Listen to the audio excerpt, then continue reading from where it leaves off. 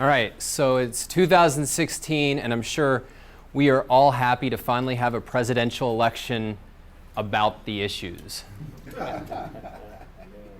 Well, I think we're going to see some issues come up, and there's no question that whoever the Democratic nominee is, economic inequality is going to be one of the issues. This has really been one of the central issues of the left, really, particularly for the last 10 to 15 years. If you track this stuff at all, every year there's 3-5 books that they put out explaining that economic inequality is the scourge of our time. And of course, this is a plank in Hillary Clinton's platform. This is the total of Bernie Sanders' platform. Barack Obama called it the defining challenge of our time. And it's a critical issue, even more than something like healthcare. Healthcare is very important, but economic inequality isn't just a concrete issue. It's really the left's framework for how to think about every economic issue, including healthcare. So if you value free markets, if you value capitalism, you have to have an answer to this. And traditionally, if you look, Americans have not really cared about economic inequality. If you look just at the polling, very low on our lists of things that we're concerned about, things that we're worried about. In the book, Equals Unfair, my co-author Yaron and I start out with a story about, Yaron is actually originally born in Israel. And so he and his wife at some point are discussing, we want to go to the best place where we can live our lives. And they're discussing where it is, what their options are. And they considered all sorts of questions. But one thing they never considered was, hey, Revital, do you think that we're going to be in the top 1%, bottom 20%? It would have never occurred to them to ask, because the whole attitude of Americans, the people coming here, is I want the opportunity to live my best life, not a life that's better than this guy's, or I'm fearful of being worse off than that guy. But that's starting to change. If you do look at the polling, that concern for economic inequality is starting to go up. Not extremely yet, but you're seeing the signs that they're being successful. And why is that? Is it just that Bernie Sanders is like the height of charisma and sex appeal? I think it's actually the power of their ideas. It's the power of their ideas. And specifically, there's two things that they have that make economic inequality a very hard issue to tackle if you don't know what's going on. And that is a moral ideal and a powerful moral narrative. So a moral ideal is this is what we're for. This is the good and this is what we're pursuing. And then a moral narrative is basically a story about where we are and how we got here. And what it does is it says when we pursue this ideal, we flourish. When we abandon the ideal, we flounder. So the ideal that they stand for, obviously, is economic equality, which doesn't mean that they want everybody to be totally equal, but it means every step we make in that direction is a step in a moral direction. And then the narrative, you have to have heard some form of this. In the post-war era, the government fought economic inequality through high taxes on the rich, a growing welfare state, a minimum wage that was relatively higher than it's been in recent years, strong pro-union laws. But then in the 1970s, something changed. We stopped fighting economic inequality. We took a radical, laissez-faire, free market turn. You think it's funny. I mean, but they say this. This is what they say. The rich started rigging the system. They grabbed all the gains and the rest of us have stagnated. How many people have heard some variant of that story? So that's their moral narrative. Now, this is really powerful. If you stand for something that people see as noble and good, and you have a story about how you can understand the history of where we are, and you can understand our problems today by whether we followed in the name of that ideal or whether we've thrown it to the side, that is very hard to fight. That is very hard to oppose. And in the long run, if you don't know how to oppose it and you don't successfully oppose it, you lose. So what has been the response from opponents of the inequality critics? Well, the one thing that's really striking, it was certainly striking to Yaron and me, was there hasn't been much of a response. In 2014, a French economist, Thomas Piketty, puts out a book, 600 pages, called Capital in the 21st Century. And this is, it's as dry and academic as anything you'll get. He had some literary references which people like translate as, oh, that was accessible. But in general, this is just a lot of numbers and a lot of arcane topics. But it sold a gazillion copies. I think that's the literal number. And so what generally happens when a book sells a gazillion copies? Like, anybody remember that the Twilight series, teenage romance vampire or something or other? What happened like a month after that hit the bestseller list? Do you remember walking to Barnes & Noble and suddenly there's 13 shelves full of teenage vampire romance books? You know, when you have a proven success, people rush in. So here's an issue that the left makes the defining challenge of our time, puts out a gazillion books, sells a gazillion copies. There's a total market for this.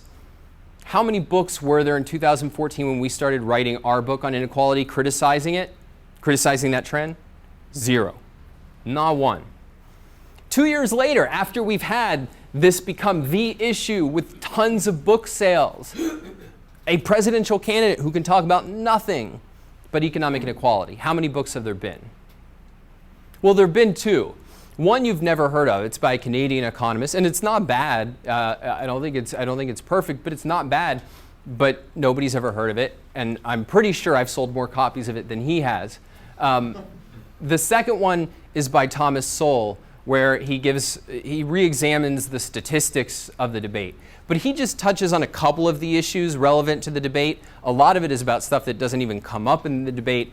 And I mean, I don't want to be too critical of Sowell, because him on his worst day is better than most of us on our best day. But it does not really make a dent in the debate, I don't think.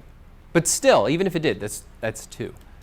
So not much of a response. When they do respond, what is the response?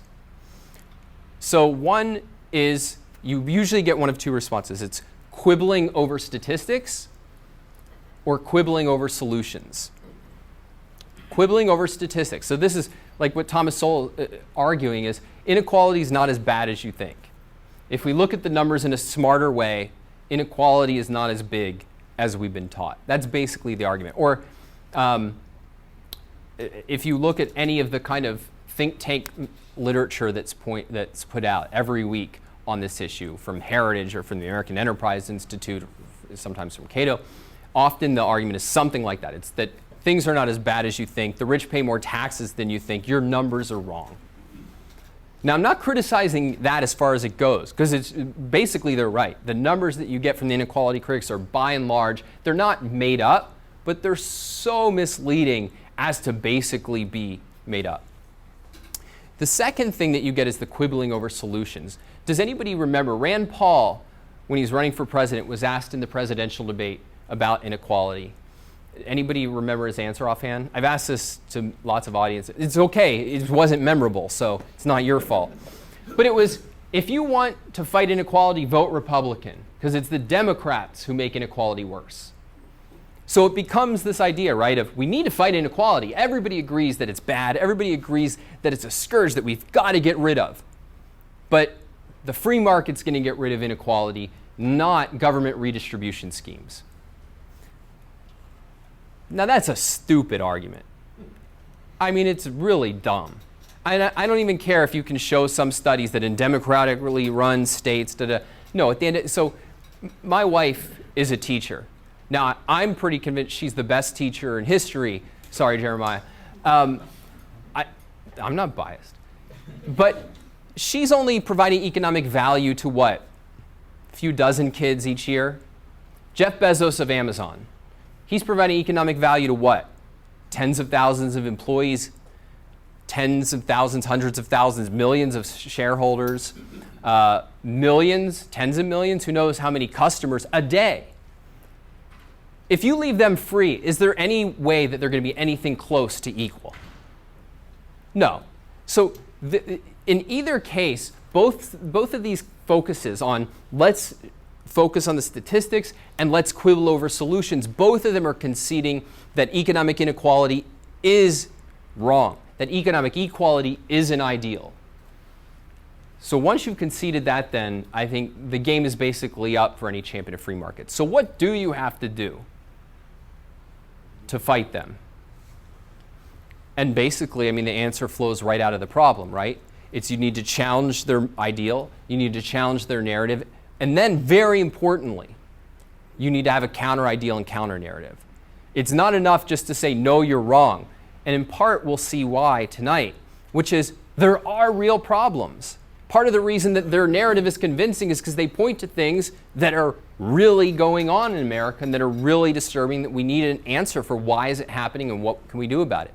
So you can't just say, no, you're wrong. You have to have something that you're for. So in Equal is Unfair, that's what we do, is we basically blast their ideal, we blast their narrative, and we present a counter ideal. And you can't even call it a counter narrative, we present the counter truth. Tonight, obviously, can't do all of that, but I want to give you a flavor of how we think about things, because I think it's very different than anything you'll hear from anybody else, including people who I think do good work on this issue. But let's start then with, what is the right ideal? What should we be for? And basically what we argue is that instead of trying to minimize inequality, we should be trying to maximize opportunity. Instead of minimizing inequality, we need to be maximizing opportunity. I mean, America has been called the land of opportunity. If you think about the American dream, it's really this idea of opportunity. It's the idea of this is the place where people flee from places like Cuba to come here to make a better life for themselves. Now, why do they flee here? What is the opportunity? Is it that in America, you will get handouts like nowhere else on earth? Success will just fall in your lap. I was obsessed as a kid with this movie, American Tail, Fievel. America, where the streets are paved with gold. Now, you can take that in one of two ways, right? Which is just, there's unlimited opportunity, you can achieve riches, or, hey, you don't have to work, you can just pick up some gold off the street. No, but it was that a land of opportunity is one that gives an open road to productive achievement. An open road to producers, to people who want to create the things that make our lives amazing, the things that allow them in their own lives to feel productive, creative, passionate, to spearhead human progress, to support their own life, achieve their own goals.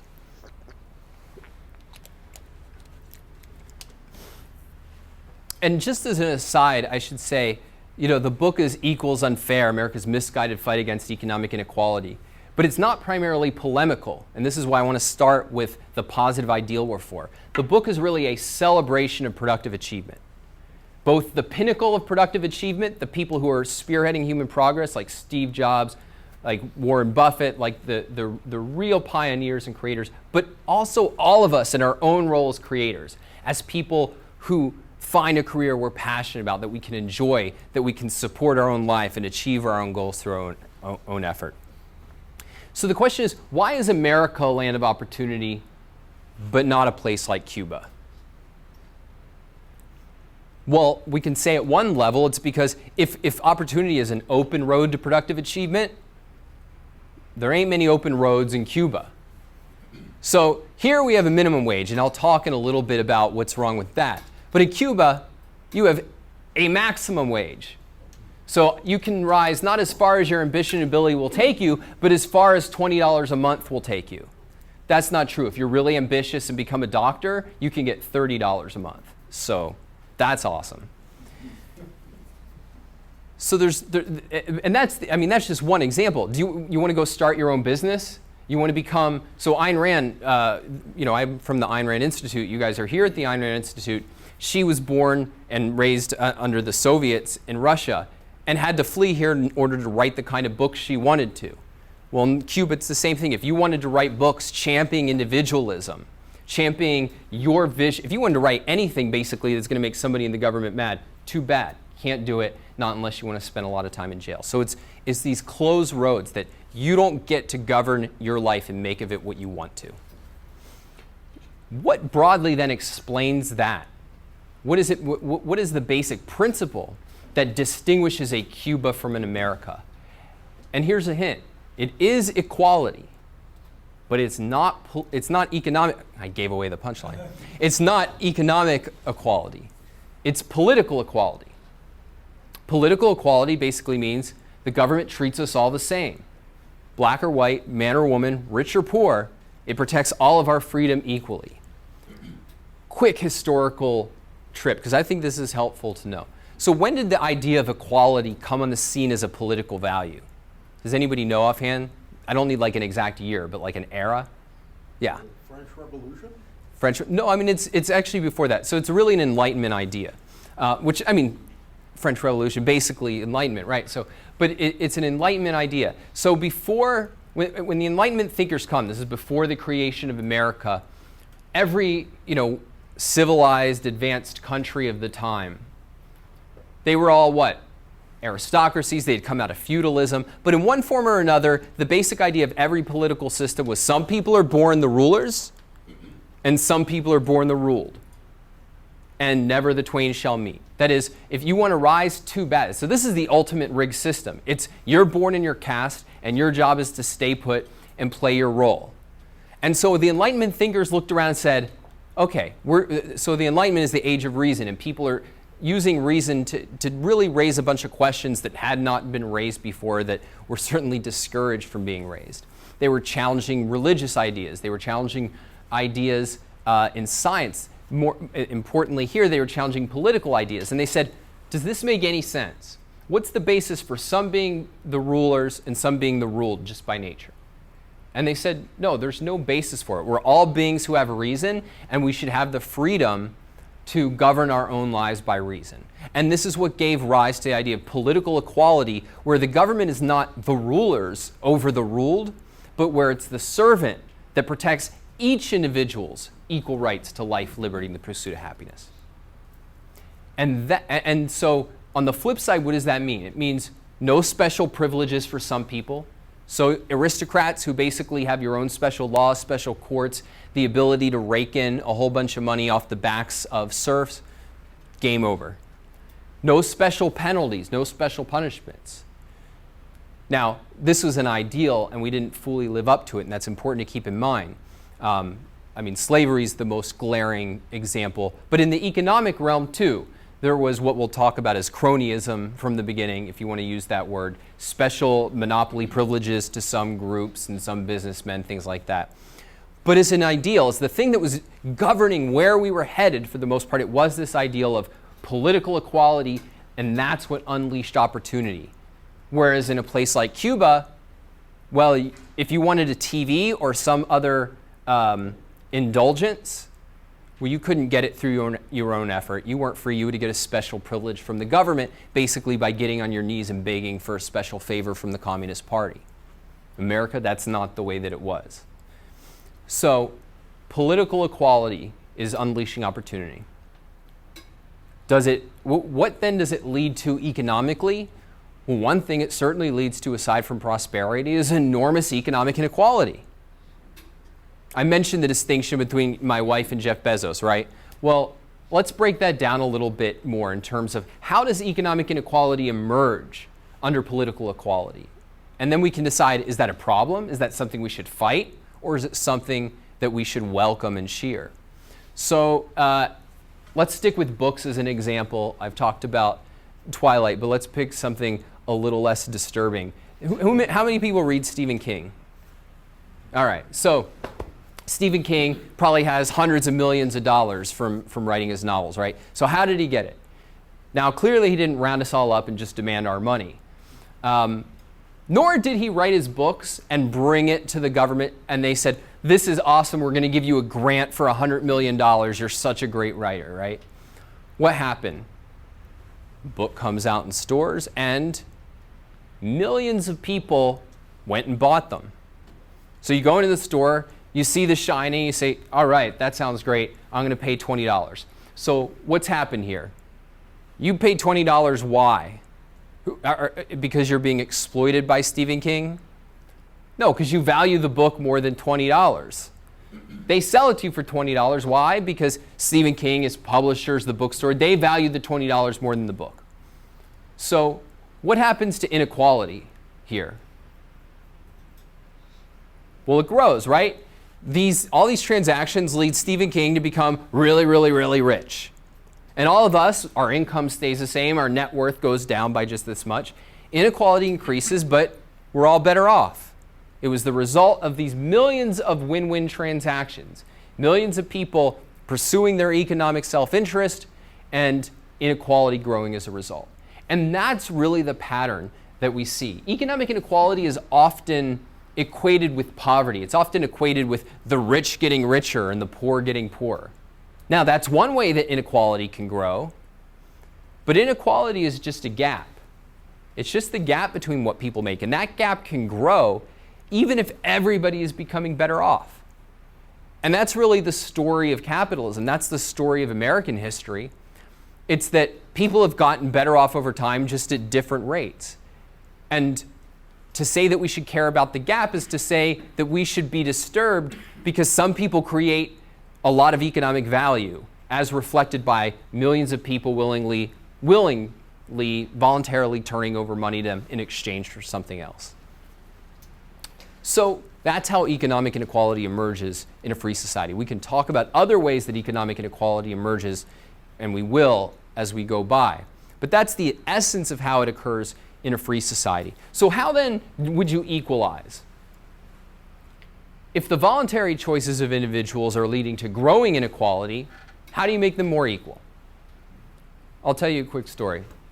So I know two brothers. I won't name them. You'll know why in a second. So two brothers, both of them are pretty smart guys. So it's not like one was born brilliant and one was born a dunce. Both smart. In high school, they both do pretty good. One of them, though, is they grew up in a small town, and he just does not want to be stuck there his entire life, right? He wants something better for his life. He wants to travel, see the world, be able to live in more exciting places, really do something with his life. And so he has a plan, and he works his way through college on his own dime, and eventually graduates. Now, this is not like your cliche story of like the bookworm who doesn't do anything fun. This guy knows how to party more than anybody I've ever met. But he took his work seriously and gets out of college, had a lot of trouble finding that first job, but eventually did, and basically nose to the grindstone. Like, that was his focus. Nothing could divert him. And today, he's not a millionaire by any stretch of the imagination, but he is very successful. He has done very well for himself. Brother number two, like I said, pretty smart guy, did okay in school. I think more because didn't want to get in trouble with mom and dad, more than was really ambitious and wanted to do something, but nevertheless did okay. Went to college, dropped out, just wasn't for him. Never really had a plan for his life, kind of drifted into a service sector job, and whatever money he did get mostly went to credit card debt. So how do we make them more equal? Any brilliant plans for that? You could probably come up with some really twisted stuff, but I mean, you know, the easiest thing is you just basically force the successful brother to give a bunch of money to the unsuccessful one. Bam, more equal. You could, force him, let's be more indirect, right? Force him to pay for the guy's schooling, assuming he'd go back to college. Or heck, just keep things simple, bash the more successful brother over the head. I'm sure their net worth would even out eventually. But in one way or another, you'd have to use force. Force to penalize the successful in order to prop up the unsuccessful. Force to penalize the successful to prop up the unsuccessful.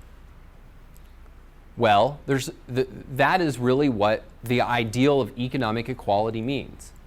To say that economic equality is an ideal is to say that morally what we should do, this is what's fair, this is what's just, is we should penalize people to the extent that they achieve something in their lives and reward them to the extent that they don't. Now, I suggest that that is the clear meaning of the ideal, so-called, of economic equality, and it sheds light on why I think it's absolutely wrong to call it an ideal. And again, it's not about total economic equality. It's every step in the direction of moving towards equality. It means penalizing people for their achievements, not for their failures, not for their sins, not for the harm they've done to others, precisely because they've done something good with their lives. It also, as part of it, is a form of political inequality. If you achieve something, if you produce something, if you make something of your life, you get penalties. If you don't, if you sit around and don't achieve anything in your life, you get rewards. And yet political inequality I'm going to argue is the real villain in the story of what's happened in America over the last 40 years. That is, the inequality critics, when they point to things like stagnating wages, declining mobility, a lack of fairness, the system becoming rigged, very often they're exaggerating those problems, but there's something real going on, something bad. And what I want to argue in the remainder of the time here is that what's gone wrong is increasing political inequality. So, political inequality, I said, you can really think of as special privileges for some, special penalties, special burdens for others. Well, what do we see around us today? Start with special privileges. So, I have high pressure situation because our resident expert on cronyism is in the audience. But the phenomenon of cronyism, of certain businessmen getting bailouts, but not others, right? Like, so, you know, if you own a community bank that made dumb decisions, probably not going to get a bailout. If you own a bank that has influence in Washington, well, we've seen, you get your bailout. Special subsidies. So if you are a, quote, green energy company, you get tons of money from the government, right? If you are one of the people creating the energy that is more than 80% of the time keeping our lights on and getting us from point A to point B and growing our food, you get all sorts of special restrictions, no special subsidies for you. If you're a homeowner whose home went under during the crisis, did you get a bailout? No. If you are a union member whose company made dumb decisions and is going under at a car company, you get the bailout. So there's this whole phenomenon of special privileges here where the average person is not getting these favors, but people who have influence, who can become part of a pressure group, do. What about special burdens? Well, here I think it's particularly notable to look at the people who are trying to rise from the bottom, and I think that that is becoming harder in this country. So when you hear people like Bernie Sanders and them pointing to the struggling people and, oh, we need to help them, my message is, well, first stop hurting them, and then we can discuss, quote, helping them. So let's say I'm poor, I don't have a great education, I don't have a resume yet, and I need to get a job. What's my competitive advantage? I can work cheap. I'm willing to work cheap. That's it. That's basically what I have going for me. So the government says, you're not allowed to accept a wage below $15 an hour. That's what it's going to be in California, where we are right now, obviously, also New York and a growing number of places. Now, there's a whole debate among economists about, you know, let's do econometric models, and we think that actually the minimum wage doesn't increase unemployment that much, but here's the framework that you have to think about. Me. I can't find anybody willing to pay me $15 an hour. Minimum wage says it's illegal for me to have a job. It's illegal for me to work. I can't take that first step on the ladder of success. Now, in my view, if we're concerned about justice, I don't care if 99% of the people get their wages increased. If you're telling 1% of those people that they're not allowed to work, that's a moral crime. Now, let's say I can't find that job, so I say, all right, I'm going to follow the American way. I'm going to start my own small business. I'm going to braid hair. I can braid hair. I mean, I can't braid hair, but there are those in this country who can. So I found some people willing to be my customers. I go out there and I'm going to start my hair braiding business. Aha, not so fast. Because in most places in this country, I have to get an occupational license, which can cost hundreds of dollars, hundreds of hours. And if, heaven forbid, I want to teach somebody how to hair braid, in some places in this country that can cost thousands of hours of training I have to go through. It's less training to get certified as an EMT in many places. But we have to be protected. I mean, what is a hair? They're going to pull your hair too tight and your scalp's going to fly out. It's not clear what the justification. But the point is that this is one egregious example, but there's many, many, many, many examples across the country. And I mean, just go on the Institute for Justice's website and they litigate the heck out of this, which is really important work. But you'll just find case after case after case of many industries in America where if you're that person who doesn't have a lot of skills, but you have one skill and you're ready to go out there and make something your life, bam, a blockade before you can get yourself started. So these are just a couple of examples, and we can talk about more of them if you want. But it's that you're basically creating a situation that is rigged. It's rigged in favor of those with political influence. It's rigged against those who don't have political influence. It's rigged in favor of those who want the unearned. It's rigged against anybody who wants to pay their own way. And who's it rigged for according to the inequality critics? So they say it's rigged for and by the rich. The rich. We all know the rich, right? It's that restaurant that you go to where you see George Soros dining with the Koch brothers. It's, where you see Jeffrey Immelt, the crony CEO of GE, dining with ambitious people and self-starters like Jeff Bezos. This is just a warning. Never, ever use concepts like the rich, because these are not neutral descriptions of people's income or wealth. What they are is they're asking you to buy into the class warfare framework in which we are these economic classes that share a fundamental set of interests that clash with other economic classes. But does that make any sense? How did the interests of a young, ambitious Sam Walton clash with the interests of an older, successful Sam Walton? Well, they don't. It's the most productive people, the ones who have achieved something great and are creating new careers, who are showing how to be productive, how to run businesses, who are providing us as workers with better and better tools so that we can create more and more stuff in less and less time. They're the great benefactor of anybody else who wants to be productive. So, no, the system is not rigged by the rich. Certainly not in the way that the inequality critics say. So they say it's rigged by the rich who desire free markets and low taxes. Well, it was just tax day yesterday. Is it today Tuesday? Yeah, it was tax day yesterday. And if you read any of these stories that came out there, the fact is that the, quote, rich, the highest earners, pay by far the biggest part of the tax burden. By far.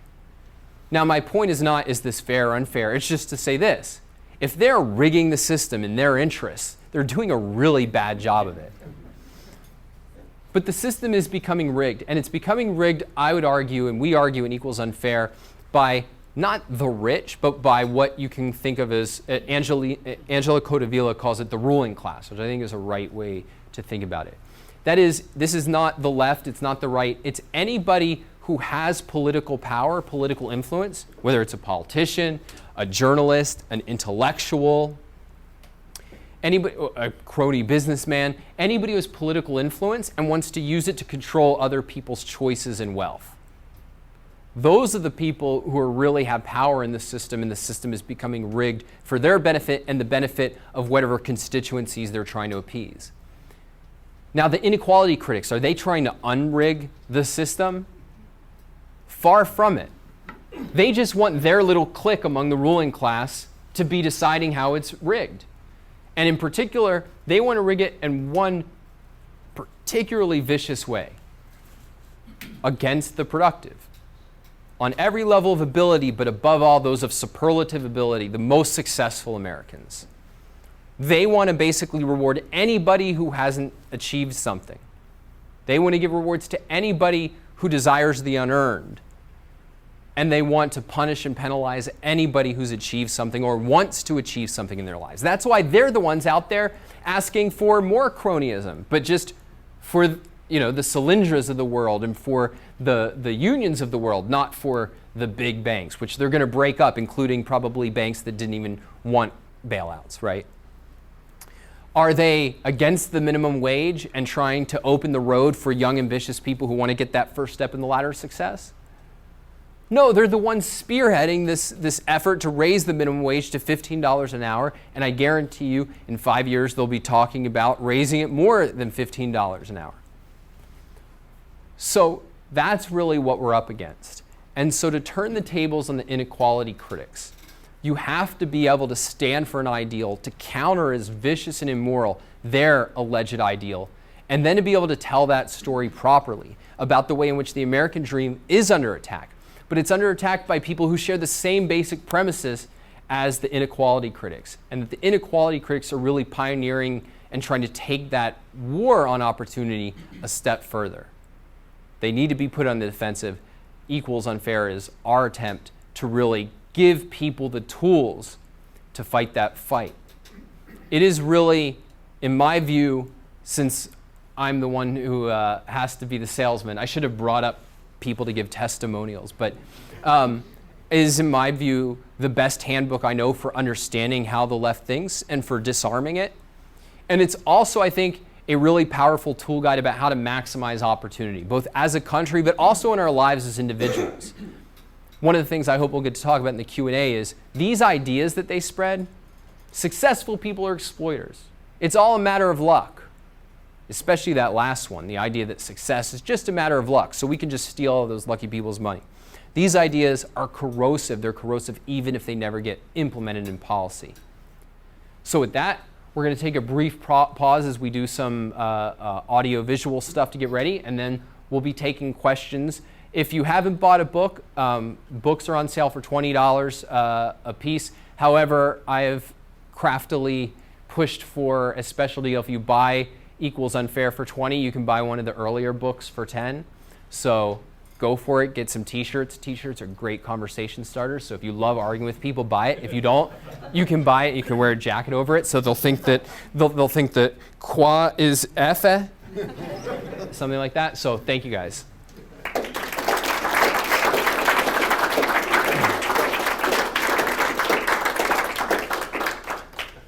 It's more than a question.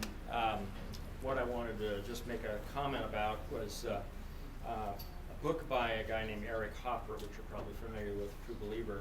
Eric Hoffer made a very key critical point that what the left, the socialists, have really done is they've done a better job of selling hope than the capitalist side.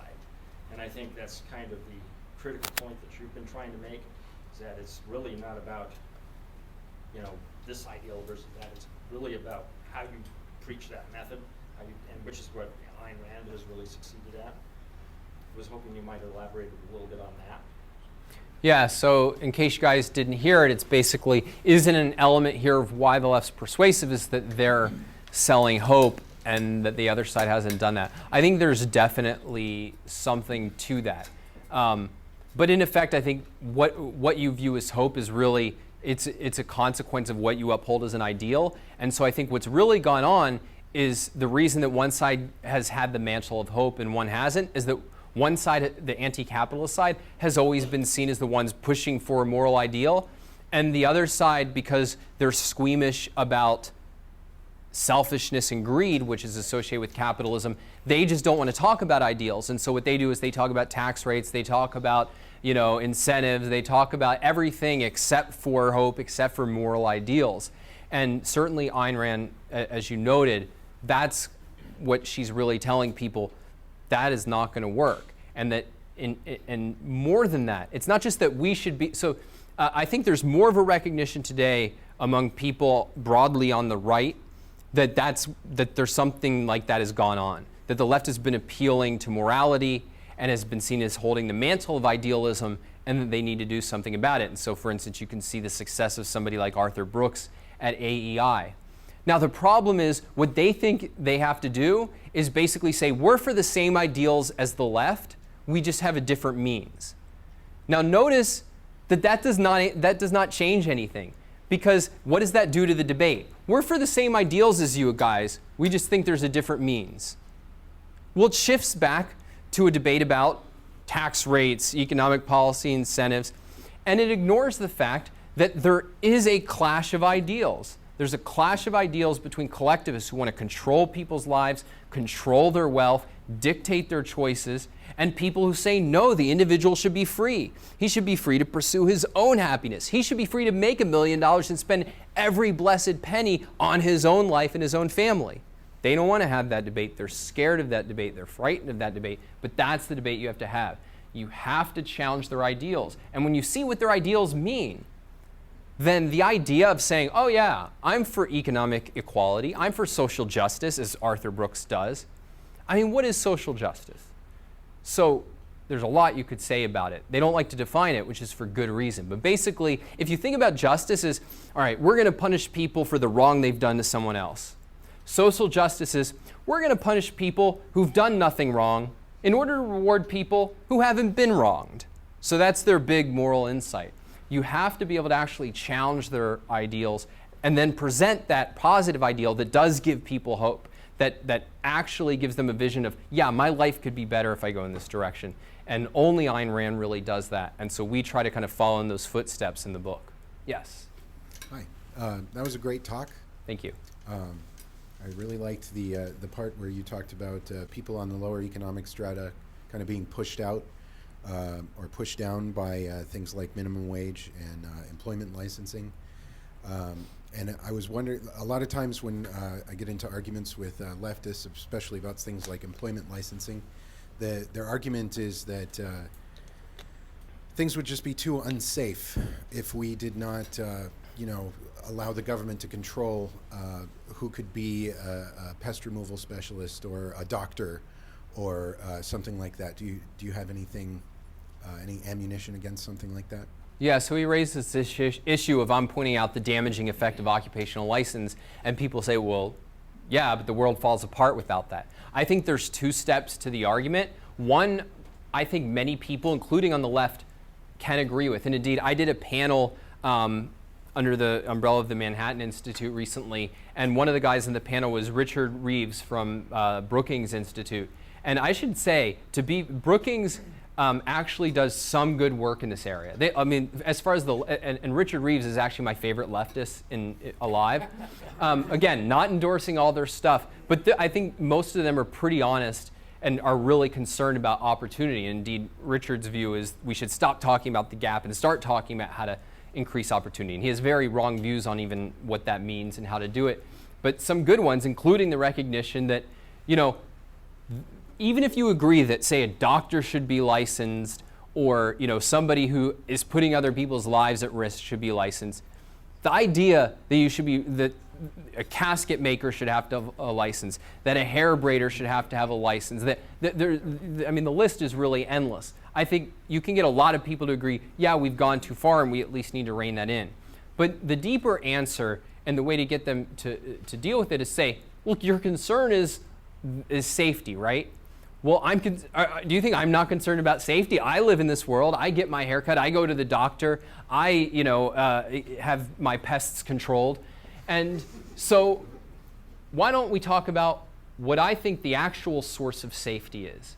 And the source of safety, I think, is the selfish interests of all the people involved. So if I'm running a business, what's going to increase my profit margin? To kill my patients or not to kill my patients? Or the hospital that employs me, what's their incentive?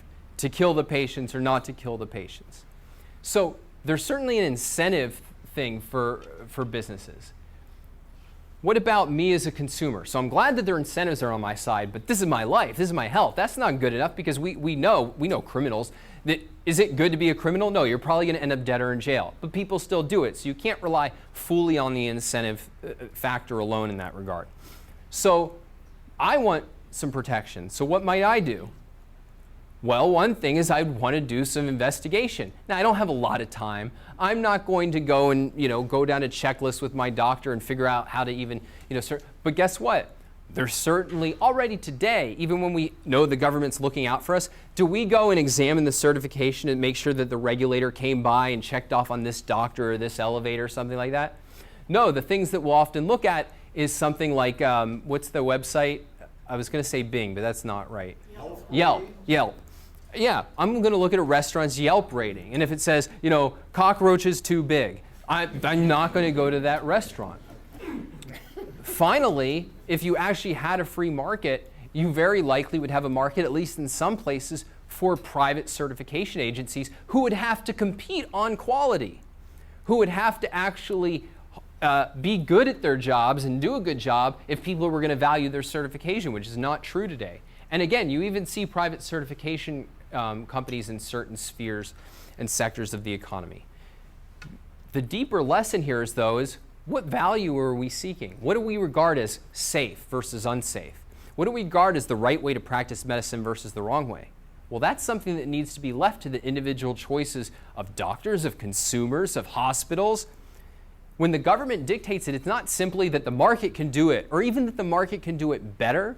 It's that it's that when the government does it, it takes away our freedom to judge for ourselves what the best methods are. So if I have to become a doctor and get a certification, well, we all as society better hope that their standards are the right standards. I think that's pretty unlikely, because it is a accomplishment of individuals to figure out what safety is, what are the proper methods of training a doctor, of judging whether they'll be a good doctor. You want to leave that in the private hands if you actually value things like safety and quality. I grew up in the 60s, and the phrase of the day, or the phrase of that era, was equal opportunity. And it's a little concerning when you mention that you're going to substitute the ideal of maximizing opportunity for the ideal of inequality. And because it seems a very easy transition for those who are so inclined to not differentiate maximization of equality with maximization of opportunity with equal opportunity. And there's a critical difference. Yeah, there is a critical difference. So basically the question is, am I for equality of opportunity? And it just so happens we have a whole section in the book blasting this idea of equality of opportunity. So historically, equality of opportunity was talked about even very early on in America. It's not really a new idea, but it was always vague what was meant by it. In what respect were opportunities supposed to be equal? But if you read closely, say 100 years ago, what you get is that they meant it in a very particular way, which is basically what we mean by political equality, is that we all play by the same rules. No special privileges, no special penalties, no special burdens. It was that we're all playing by the same rules. The meaning is shifted, particularly under egalitarian philosophers like John Rawls.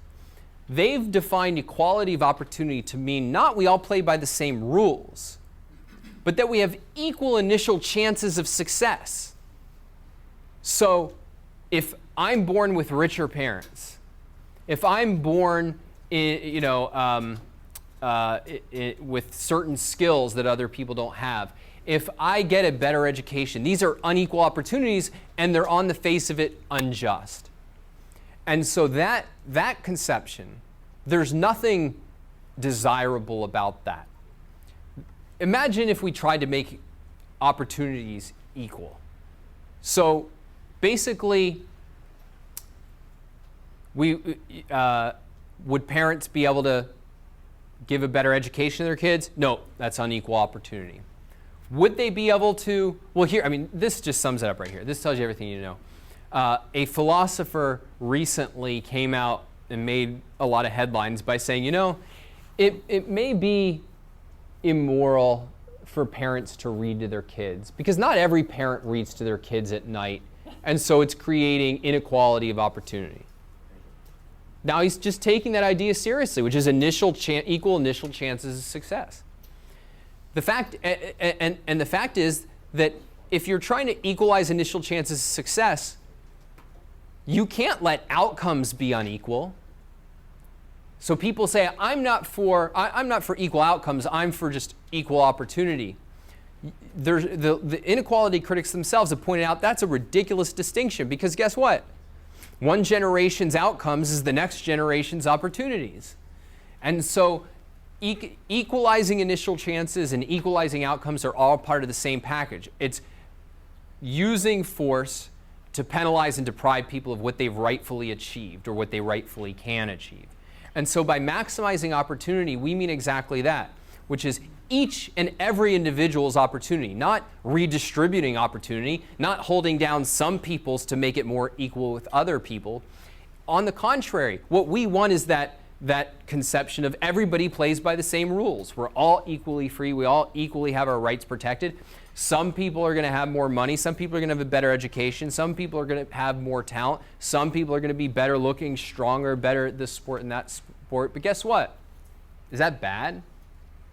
Are other people's opportunities a threat to us? Are we better off if other people have fewer opportunities than us? That's the implication that we're supposed to get from this idea of equality of opportunity, right? But is that true? Take the example they always give. Bill Gates. Bill Gates, they say, this is part of their whole idea of he just got lucky. He was born to affluent parents, and he had access to computers when almost nobody else did. Okay, let's accept that. Let's accept that. Are we worse off? Would we have been better off if nobody had access to computers until everybody did? Which, of course, is impossible. No, we all benefited enormously from his unequal opportunity. And that's because other people's opportunities, if you're a productive individual trying to make something in your life, they work to your advantage. When other people have money, when other people build businesses, when they have knowledge and talent and skill, it's way easier to do well as a taxi driver in this country than in Cuba. Way easier to start a business when you're surrounded by a whole bunch of guys who started business, made millions of dollars, and now they have venture capital funds that are willing to put money into your pocket if you have a good idea. The way we put it in the book that I think just captures the whole issue is, if other people's opportunities were a threat to us, if that was something that came at our expense, then shouldn't all of us in this room go move to, I don't know, Mexico or India, where we would have way more money and education than most people? No, almost nobody does that. And one part of the reason why is because we know in some terms, I want to be surrounded by really rich, really well-educated people doing really cool, productive things. So, no, it's about maximizing opportunity, maximizing achievement, not redistributing it and to hold everybody down. Yeah. So you've been giving talks for a couple of years on this topic, I think, or at least some amount of time. Not on this topic. Actually, I didn't really start giving talks until a couple months ago. Once I wrote the whole book, then I started getting actual feedback from people in real life. So you actually had to write the book first before you could go give talks. Yes. But my question goes to, though, what's the reaction? I guess two questions. One, what is your sense of the extent to which, if at all, the inequality alarmists argument is catching on among Americans, sort of the average, man on the street? And then second, how is your argument, how's it working with audiences and in particular conservatives? I'm curious if they're sort of, getting the message. One would think they should, but they're not always as smart as we would like. But so, I mean, how's it working out with the audiences you're speaking to?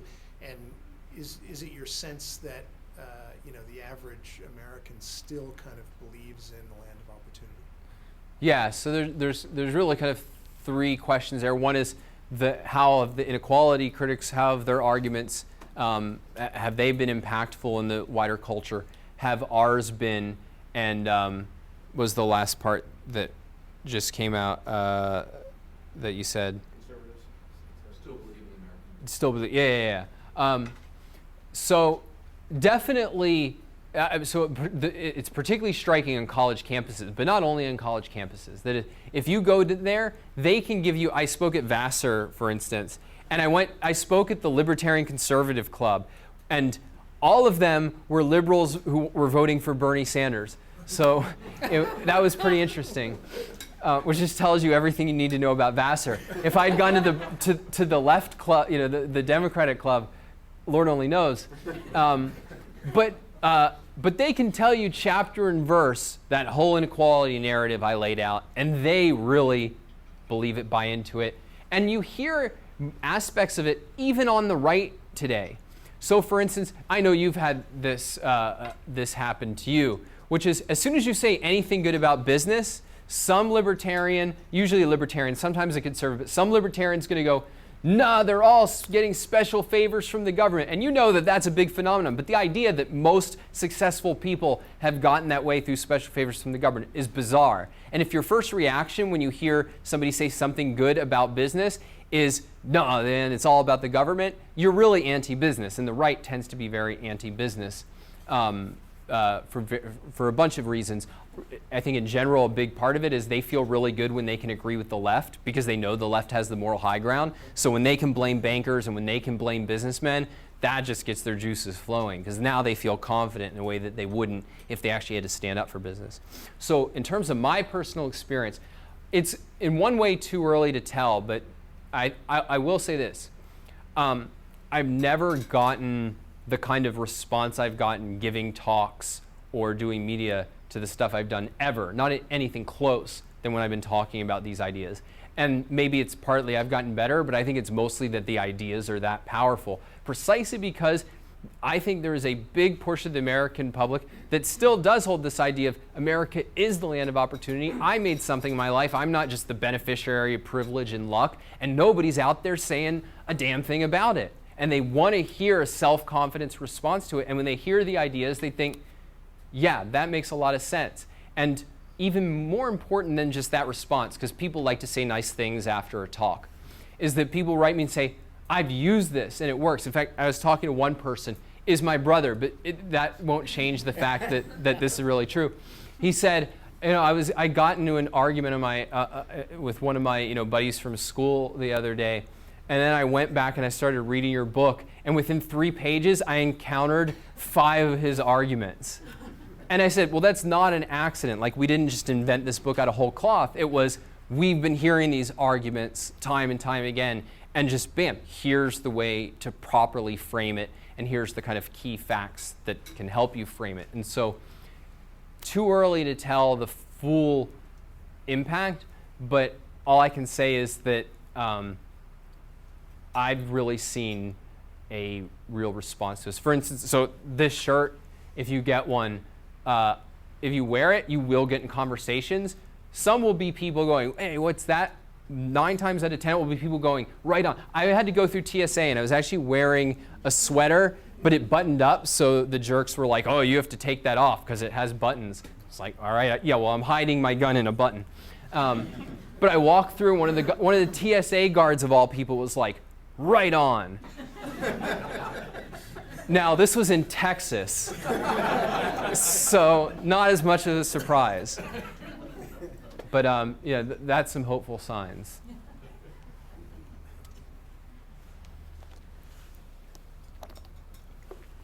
I'm a teacher. After 25 years in business, Well, I'm sorry you're not the best, but go ahead. I decided to get off the road, see my family, and not be away all the time. So I used my English degree. I'm now a teacher for the last 10 years. It's been great, and all my left-leaning English colleagues still teach Fahrenheit 451 and Animal Farm, amazingly. And I was just wondering, in the next 10, 15, 20, 25 years, I'm just wondering what your thought is. Equal, everyone, everybody, all of us is a narrative. And because equal is a great narrative for everybody, everybody equates to something similar economically in this discussion. Where do you think we're going to go? Because there's a big divide in my family between some of the things that I think of as a 60-year-old and my children think of as 30-year-olds, and probably all my high school kids as 15 to 18-year-olds. Things are changing big time, and their argument, as you said before, their narrative is attractive. Ours is not as sexy, as attractive. Where do you think we'll be in the next 15, 20, 25 years with all this narrative? So I actually don't answer that kind of question, but this because I think it's the wrong kind of question to ask. So understandably, we're concerned with the future, and then people want to know, like, what's the likelihood of it going bad versus the likelihood of it going well? And then answer it the way you'd like. Yeah, well, I was going to. But I think the question should be, where do I want it to go and what's required to achieve that? And then instead of worrying about what are my odds, because the only alternative is, well, if the odds aren't in my favor, I'll just give up and die. And I'm not saying you have that attitude, but that's in effect what a lot of people in effect have, is that they say, isn't it really hopeless? And no, the question is that these are ideas, that the trend is being driven by ideas, and ideas can be changed. We know that ideas can be changed, and certainly most of the people in this room know firsthand that ideas can be changed, because most of us were not brought up as objectivists, and I think my guess is that most people in this room are at least very sympathetic to a lot of Ayn Rand's ideas. So clearly people's ideas can be changed. The question is, how do you do it? And here's the good news. The good news is that the pro-free market side has been horrible at making the argument. I mean, it's really pathetic and embarrassing. But the good news is that there's a lot of room for improvement. If we were amazing at it, then I would be on your side of the mic going, whoa, shouldn't we just give up?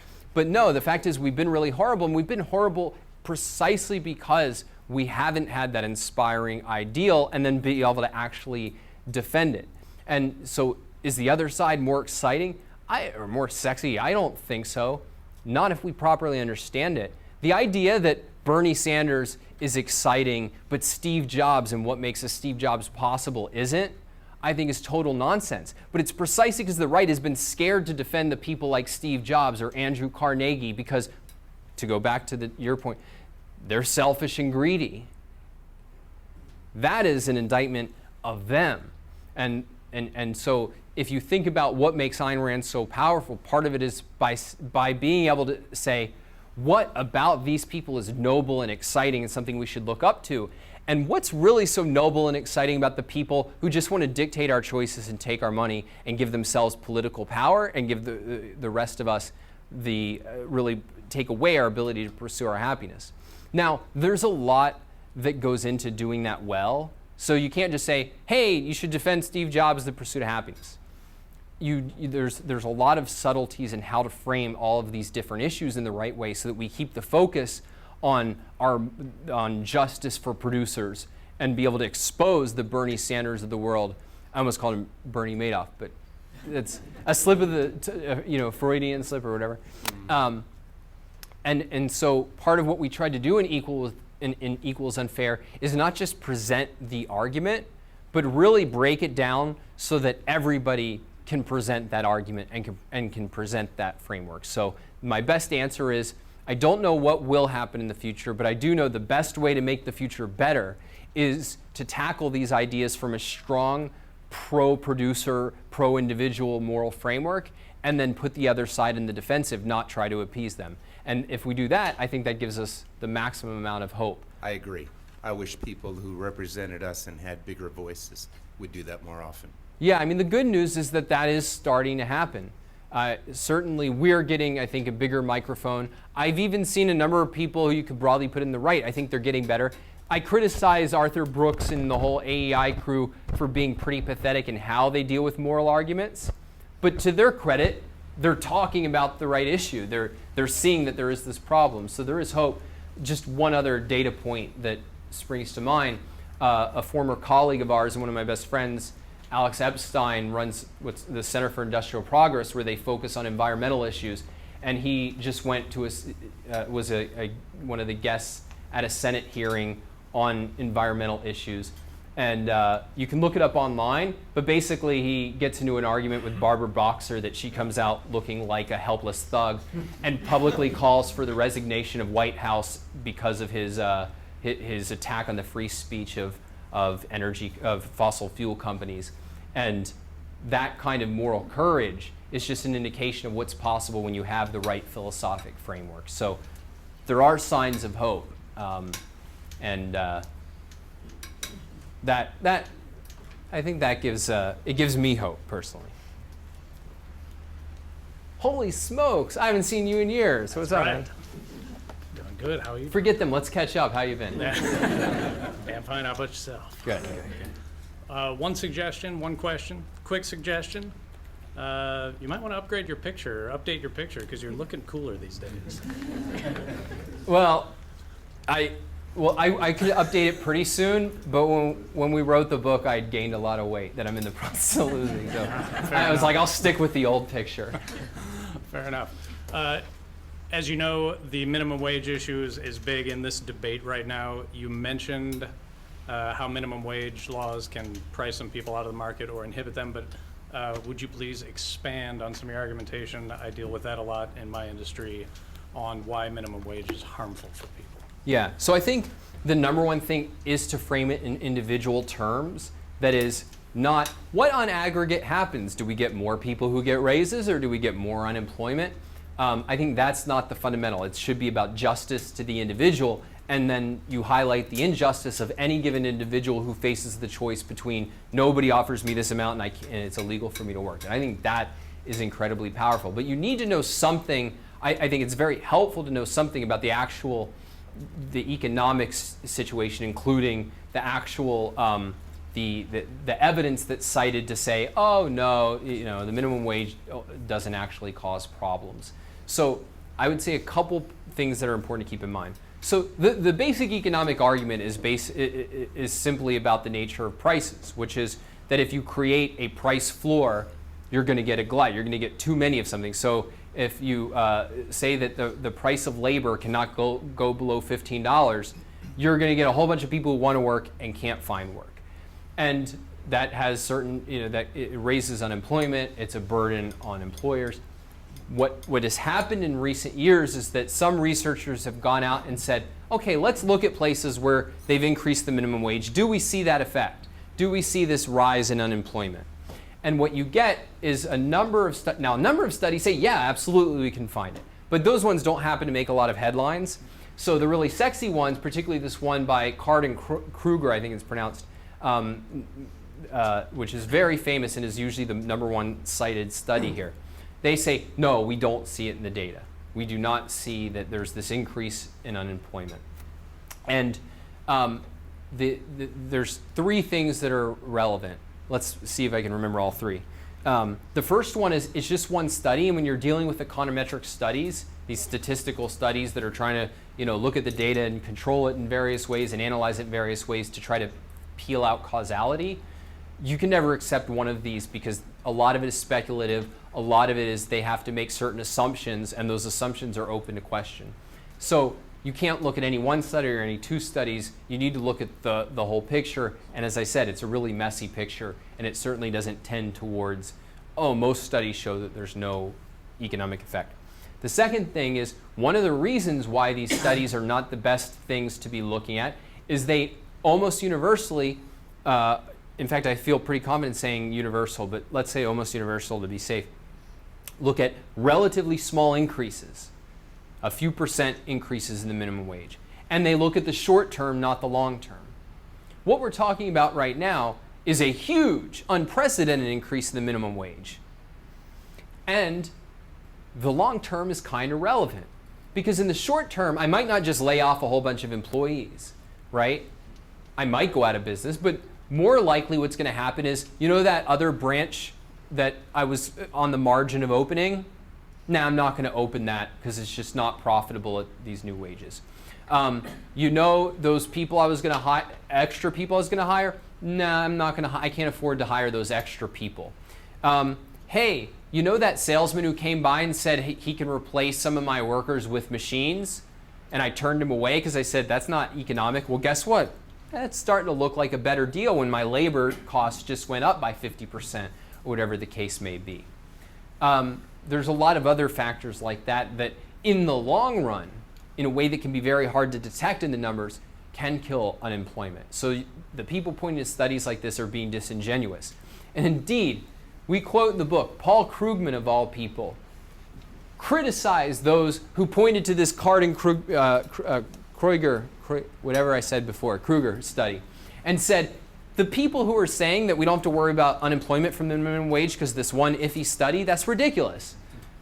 Today, when he's kind of become, instead of the Krugman who won the Nobel Prize, the Krugman who's, let's just say a political hack in the New York Times, he said, well, everybody knows the minimum wage is not going to increase unemployment. So, make of that what you will. But that would be my starting point. But I would definitely focus, I regard all that other stuff as just showing that you've thought about the issue and that they can't write you off, that they can't just use a talking point. The fundamental is the issue of justice. Because the fact is, if you don't care about that person who wants to work and is barred from working, then I don't think you have any moral standing to talk about poverty, to talk about opportunity, to talk about caring about somebody being able to make a better life for yourself. You simply don't. Thanks.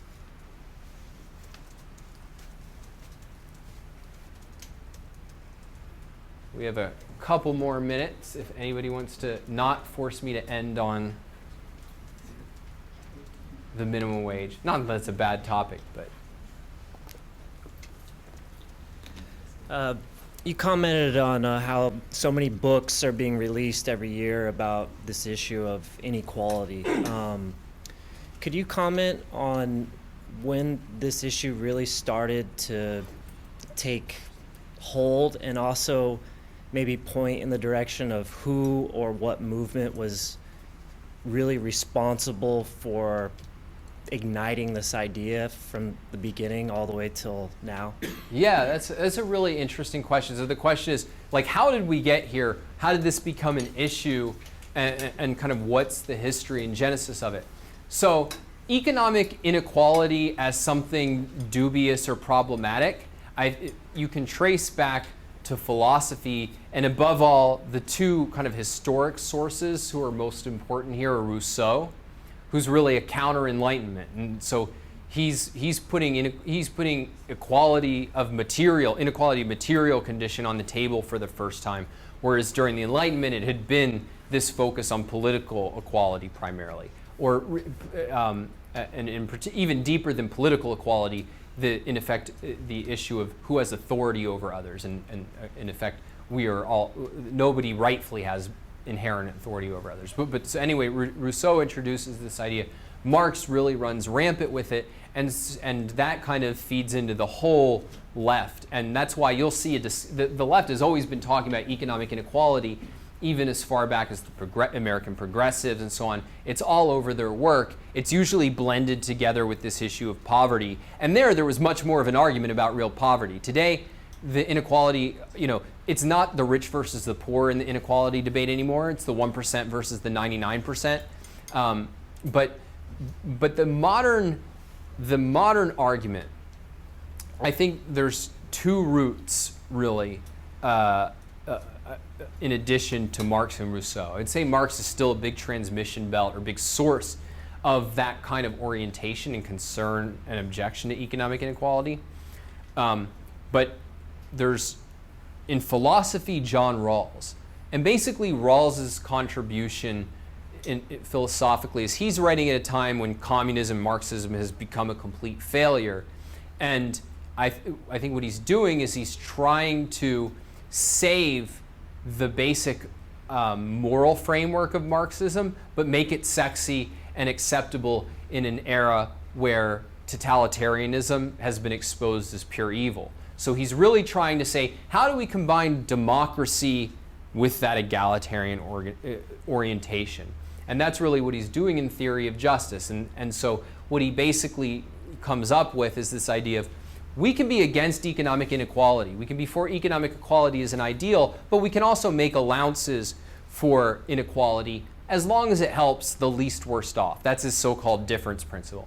So the basic idea is Steve Jobs doesn't have a moral right to make more money because he created Apple, but if it helps a drunk, guy who's stumbling around and doesn't really want to do anything in his life, maybe will wash a dish every 6 months, as long as it works to that guy's benefit, we can allow Steve Jobs to create Apple and make a little profit from it. But only to that extent, not for any right. So that's Rawls's contribution, and basically everything else that you hear in today's debate, whether it's Elizabeth Warren saying nobody gets rich on their own, or Barack Obama saying you didn't build that, all of it really, or it's Piketty, he's explicit that his moral source and justification is Rawls. Same with Krugman. They're all Rawlsian. So he's the basic source in modern times for being able to use economic inequality as a framework. But how did it become kind of the central theme? It really, the first thing that you see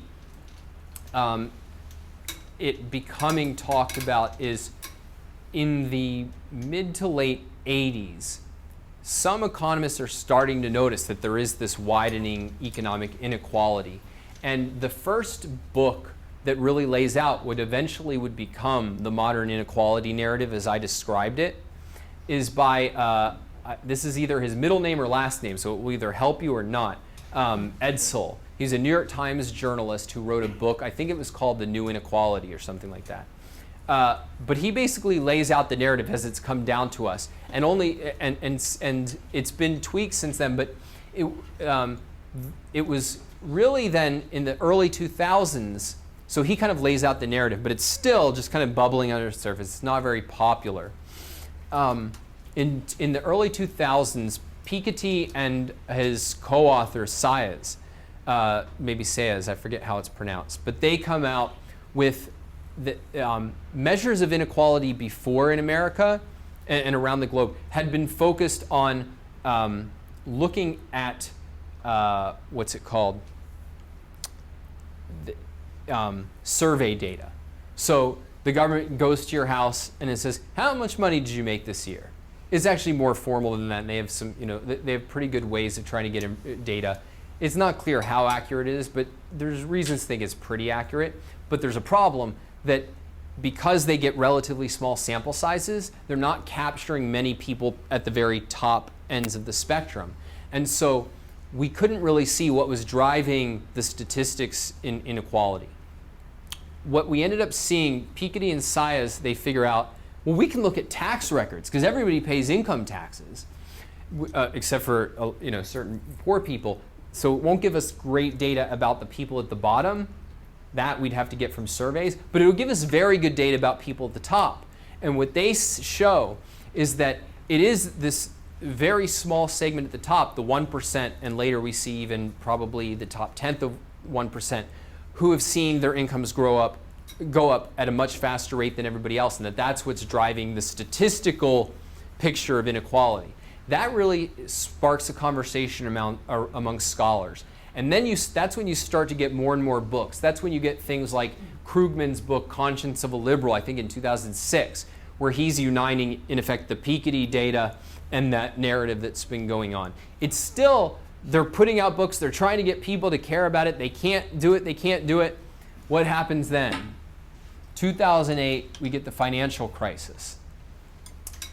That really becomes the entryway for, now you get, a few years after that, you're going to get Occupy Wall Street. And Occupy Wall Street is really when this idea started to bleed into the mainstream and get mainstream attention, the 99 versus the 1%. And then finally, the Piketty's publication, in 2013, you start getting the president talking about inequality. And then in 2014, you get Piketty. And Piketty is really the full flowering in transition, not because his book was anything special, but because it was just one of those things that caught the wave at the right time. This issue had been growing and took over the debate. What can you learn from that history? I don't know, but I've never gotten a chance to tell it before, so this is my opportunity. But no, there is something. I would say that there's a lot. You hear arguments all over the place. There's all these names.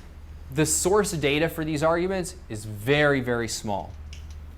Rousseau, but you don't really have to read him because his detailed arguments aren't so much encouraged. Marx, read a primer on Marxism and you get the way that he injects it. Rawls, please, that was the worst duty I've ever had to perform for writing a book, was to read Rawls' 600-page book. Read primer on that. But basically, if you know Rawls and you know Krugman and you have read an article on Piketty, that's basically all you need to know. Everybody else is just echoing their arguments. So in that sense, it should be really good to arm yourself. So I'll end on this. One of the reasons why I think most people on our side, I think this is true of every side, but I'm going to blame our side because they're the ones I care about. One of the biggest mistakes we make is basically saying the other side is stupid, they're all liars. Paul Krugman, nothing he says is true, no smart person could believe him. If you think that about Krugman, you don't actually read him. Because he is very smart, he has very convincing arguments, and guess what? Sometimes his data is right, or at least it's plausible and would have to be argued over. To be convincing, and to be convinced in your own mind. So Warren Buffett's partner, Charlie Munger, he has this view of, I don't take public stands on anything where I don't know the other side, if I can't give the other side's argument better than they can. Because until I can do that, I don't really know the issue.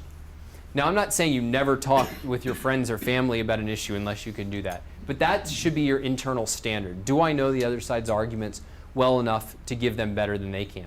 we try to do that in Equals Unfair so that you don't have to go through and do it all yourself. That is, we don't give the weakest version of their arguments, we give the strongest version of their arguments and then pick it apart. But that should be the standard. For anything that you want to be persuasive on, you have to know the other side's case. I know it's not fun to read, but view it as a stimulating challenge to figure out what they have to say. And once you do that, it'll make you so much more powerful as a communicator once you figure out whether it's wrong. And don't be scared if you can't answer the argument, because one, two things is true. One, it'll just take some time to figure out, or two, they're right, in which case, don't you want to know? So good luck. Thank you for coming, and I will sign books if anybody's interested over here. Thank you.